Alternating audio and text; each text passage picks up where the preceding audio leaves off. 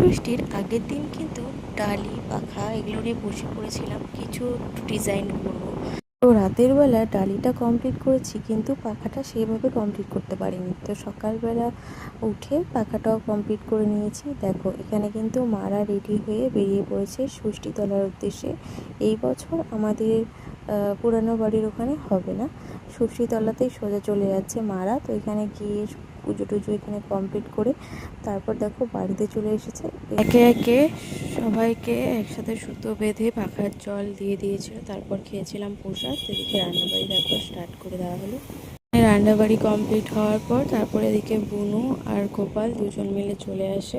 অনেকক্ষণ বসে গল্প হাসাহাসি হওয়ার পর তারপরে ফাইনালি সবাই মিলে একসাথে খেতে বসে পড়ি। তো মেনুতে অনেক কিছু ছিল, তো সেইভাবে এখন কিছু মনে নেই। তো চলো টাটা, দেখা আছে আরেকটি ব্লগে। তো সবার জামাই ষষ্ঠী কেমন কাটলো জানি।